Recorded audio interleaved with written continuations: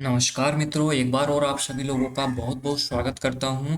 आपने देखा कि फूड कॉरपोरेशन ऑफ इंडिया यानी कि एफसीआई यहाँ पर जो है भारतीय खाद्य निगम की तरफ से आपके लिए बहुत ही बड़ी मात्रा में 5,000 से भी ज़्यादा वैकेंसी आ चुकी है। इसमें जो है सहायक ग्रेड 3 जो पोस्ट होती है असिस्टेंट सहायक की, तो उसकी वैकेंसी निकाली गई है। यदि आप ग्रेजुएट हो तो आप जो है इसका फॉर्म भर सकते हो। तो और जानकारी आप इस नोटिफिकेशन में देख सकते हो। तो देखिएगा यहाँ पर जोन वाइज आपको वैकेंसी दी गई है। नॉर्थ जोन में जो वैकेंसी आई है उसकी डिटेल यहाँ पर बताई गई है, और जो साउथ जोन में है उसकी, और जो ईस्ट जोन, और जो अन्य जोन है वेस्ट जोन, और जो है नॉर्थ जोन।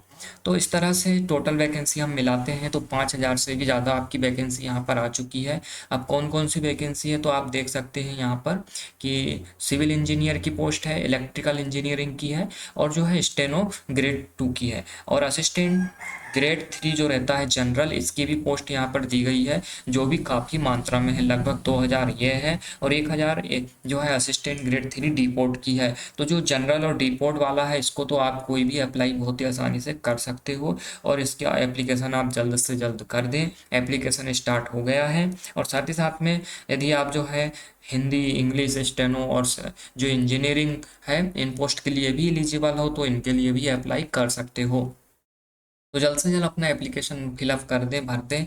और जो है आपको पता चली गया होगा कुछ इस प्रकार से नोटिफिकेशन है। अब इसमें हम बात कर लेते हैं क्वालिफिकेशन की, कौन कौन लोग इसका फॉर्म भर सकते हैं।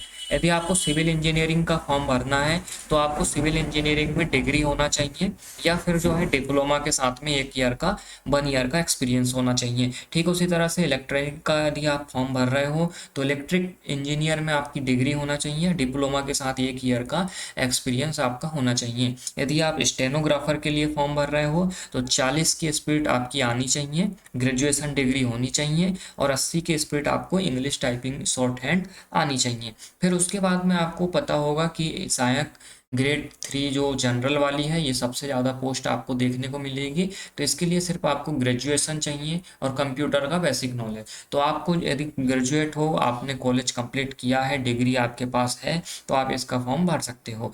उसी के साथ में जो अकाउंट्स वाला है तो ये कॉमर्स बैकग्राउंड से जो बैचलर डिग्री किए हैं वो भर सकते हैं, और टेक्निकल वाले भी जो है टेक्निकल फील्ड से जिन्होंने किया है जैसे बीटेक, बीई, और जो है बीएससी एग्रीकल्चर, और जो अन्य प्रकार का यहाँ पे दिया है वो देख सकते हैं आप लोग।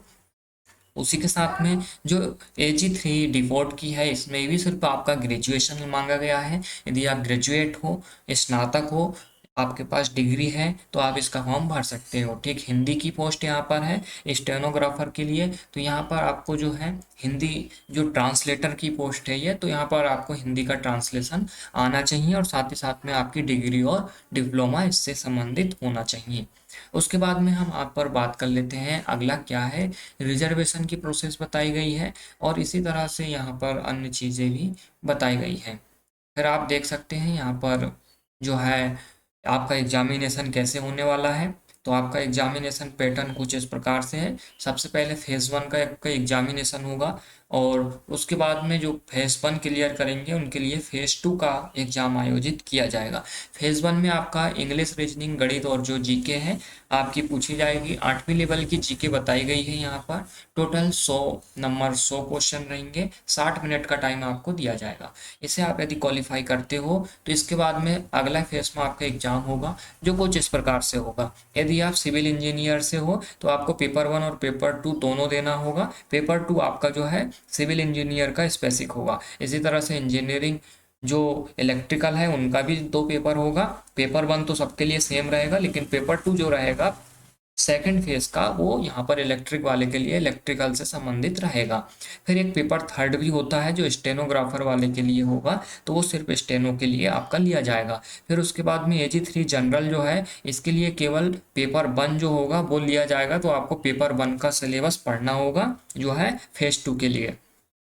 इसी तरह से जो अकाउंट्स है इसके लिए दोनों पेपर होंगे, टेक्निकल डिग्री के लिए और हिंदी के लिए। बाकी आपको जो डिपोर्ट है इसके लिए भी पेपर 1 लिया जाएगा। अब बात कर लेते हैं कि जो सेकंड फेस है उसका पेपर 1 आपका कैसे होना है। पेपर 1 में आपसे जो है इंग्लिश, रीजनिंग, गणित और जो है जीके ही पूछा जाएगा। और यहाँ पर प्रत्येक यहाँ पर 3 सेक्शन 25-25 नंबर के और एक 45 का कर दिया गया। तो इस तरह से जो है आप देख सकते हैं यहाँ पर 120 क्वेश्चन के साथ में 120 मिनट का आपको टाइम भी, 120 क्वेश्चन के साथ में यहाँ पर 120 नंबर आपसे आपको मिलेंगे और 90 मिनट का टाइम आपको दिया जाएगा।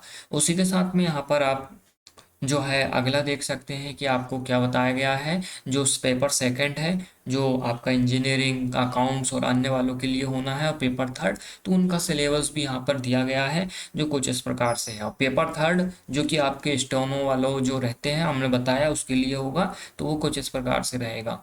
तो उसका सिलेबस भी लगभग वही है, लेकिन क्वेश्चन और पेपर आपका अलग अलग होगा।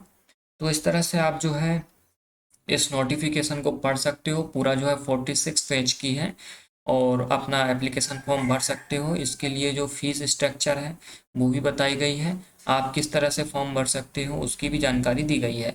आपको सिर्फ 500 रुपये यहाँ पर फीस लगेगी। ठीक है, आप 500 रुपये पेमेंट करके और अपना फॉर्म को फिलअप कर सकते हैं। उसके बाद में हम बात कर लेते हैं अगला क्या दिया गया है। अगला यहाँ पे गाइडलाइन बताई गई है, सब कुछ बताया गया है कि एप्लीकेशन आपका कब से स्टार्ट होगा। तो 6/9 आप देख सकते हैं, आज 7/9/2022 है, तो 6/9 से एप्लीकेशन स्टार्ट आपका हो गया है और 5/10/2022 तक इसका एप्लीकेशन चलने वाला है। और जो एग्जामिनेशन की डेट है वो 10 दिन के बाद ही आपकी आ जाएगी। कहने का मतलब जो एडमिट कार्ड है वेबसाइट पर 10 दिन पहले जो है पता चल जाएगा आपको जब एग्जामिनेशन रहेगा।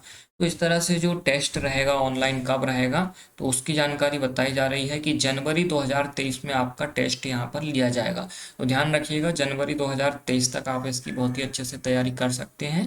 23 में आपका ये एग्जाम लिया जाना है। मित्रों, आई होप कि आपको क्लियर हो गया होगा कि किस तरह से और कौन कौन इसका फॉर्म भर सकते हैं। यदि आप एलिजिबल हो तो जल्द से जल्द अपना फॉर्म भर दीजिएगा।